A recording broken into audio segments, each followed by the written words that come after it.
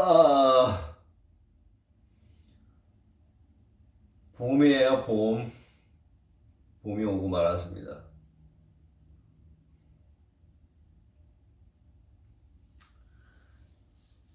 퇴근하고 운동하고 너무 피곤해서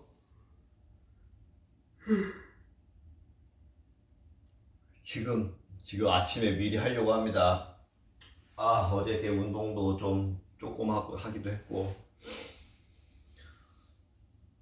날씨 너무 좋다, 진짜. 놀고 싶다.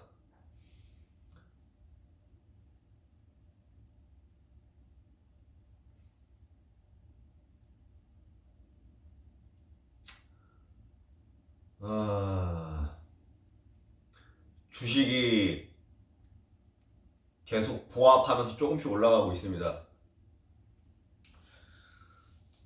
역시 주식은 예상하는 게 아닌가 봐요. 어,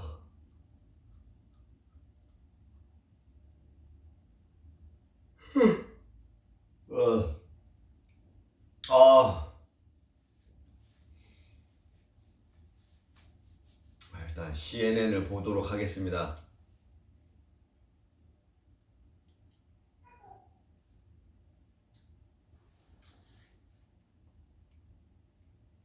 The beautiful weather, that we've been experiencing, and with a city that expresses love, right? And even through our second lines. But I tell you, I've heard from the family. They reached out yesterday.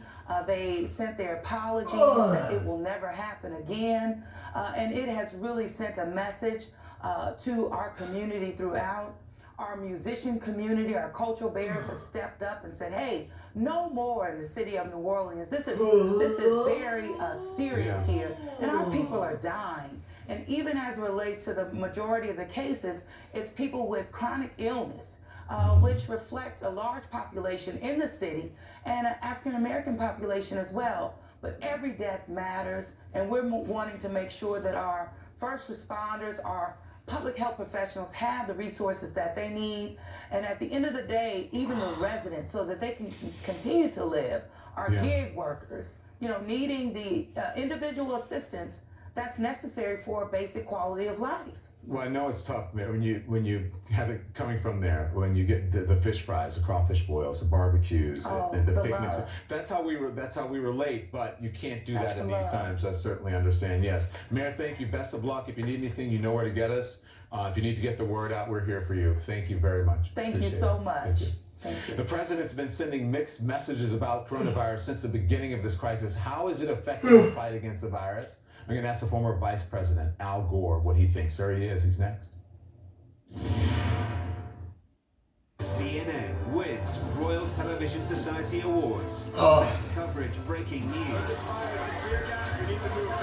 Journalist of the Year. There, another shot.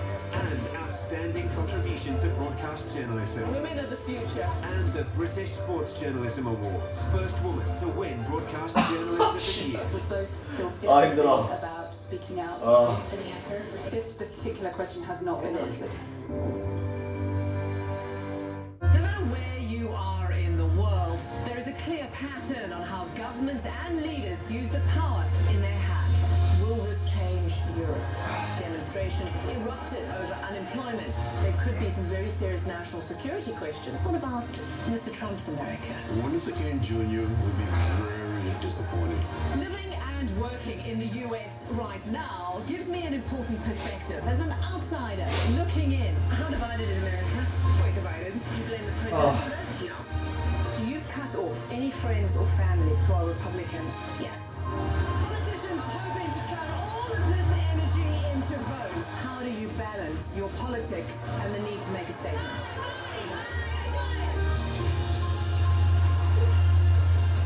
Why do you think it's important to do what you did today? I'm Robin Kerner in Atlanta, and this is CNN. Business never sleeps. As the sun sets in Seoul and Shanghai, deals are signed in Dubai, and deals are already in play. New York prepares to make its first move. I'm Julia Chatterley,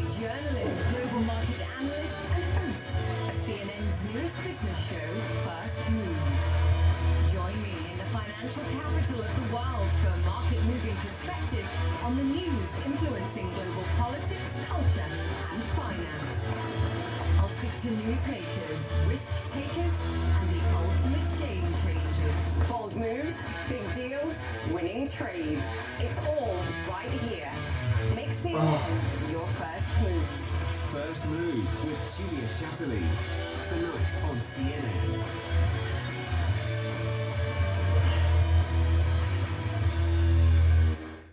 And now, a moment of wonder from Great Big Story. Coastal at one moment, isolated island at another, Mont Saint-Michel is incredibly stunning, no matter the tide. In between two powerful tides from Normandy and Brittany stands the Gothic-styled Benedictine Abbey, named after and dedicated to the Archangel Saint Michael. Mont Saint-Michel wasn't always an island. In prehistoric times, it stood on dry land. However, as sea levels rose, erosion reshaped the coast. The climb to see the Abbey isn't easy. It's around 900 steps. More than just a church on a rock, Mont Saint-Michel is a medieval time capsule and was one of the first monuments to be classed as a UNESCO World Heritage Site back in 1979. For more stories like this, visit GreatBigStory.com.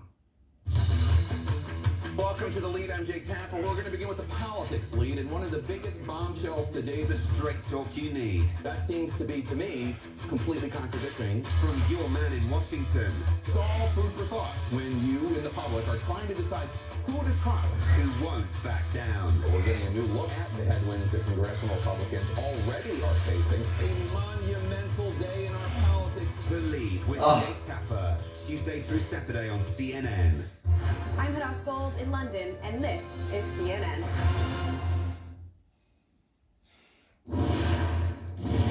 Governors and hospitals across the country saying that they are in urgent need of supplies to combat the coronavirus. Medical officials now taking an all-hands-on-deck approach to come up with ways to cope with an increasingly stressed healthcare system.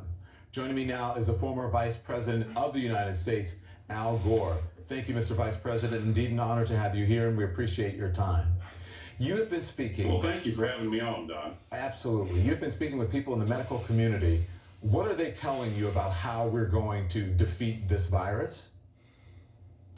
Well, there's a lot of optimism that the biotechnology scientists and professionals are going to find a therapeutic that will consist of an effective treatment.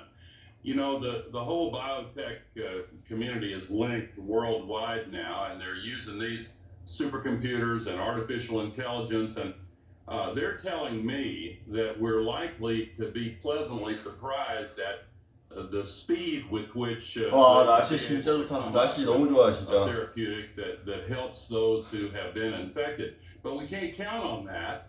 And of course, we have to have the physical distancing, and really, we ought to be doing that nationwide because that's the most effective thing we have now until they get this quick return test that needs to be out there everywhere as fast as possible. All right, a couple of questions then, and I want to talk to you about the nationwide thing, but let's do that after this. Because you're talking about this technology as a solution. Do you have any examples? And if you do, can you give me some? Or Yeah, absolutely. Some very clever computer scientists have figured out a way to let people donate their home computer processing power, and they've linked together so many thousands of computers to come up with the most powerful supercomputer ever built. It's just linked together with all of these other computers. We're seeing 3D printing of some of these parts for ventilators and respiratory therapies, and that's making a big difference too.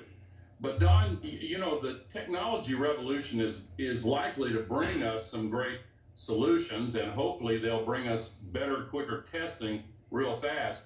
But a lot of the most effective solutions are not really in the technology realm. They involve representative democracy and our ability to work collectively to have the kind of physical distancing and the other changes that the doctors tell us are essential right now. All right, well, let's talk more. This is the second part of the question that I promised to ask. So, Mr. Vice President, President Trump extending the social distancing guidelines until April 30th, and then says he's going to look at it after that. He initially downplayed this coronavirus. What is the result of this lack of response, in your view?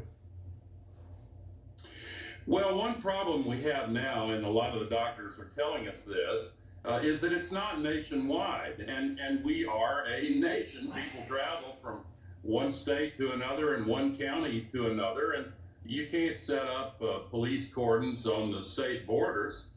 We need to deal with this as a nation, and we need leadership that doesn't have governors competing with each other to buy the ventilators and masks, that doesn't have governors and mayors fighting with each other over what the policy ought to be. We need a nationwide policy.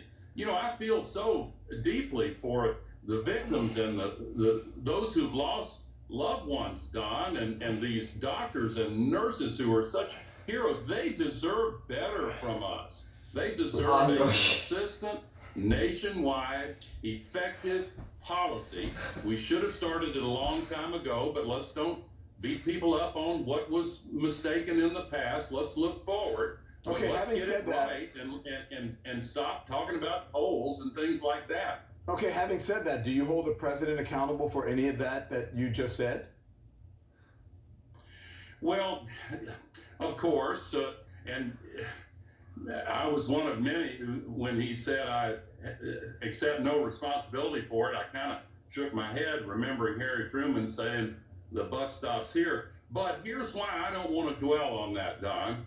I feel especially badly for those who really follow President Trump and believe in him. And, you know, there are quite a few people in our country that do. I don't agree with his policies, but those who follow him, I'm afraid many of them have been misled into thinking that some of his earlier statements about using the word hoax, and he used it in a specialized way, but saying it was going to disappear, those kinds of things.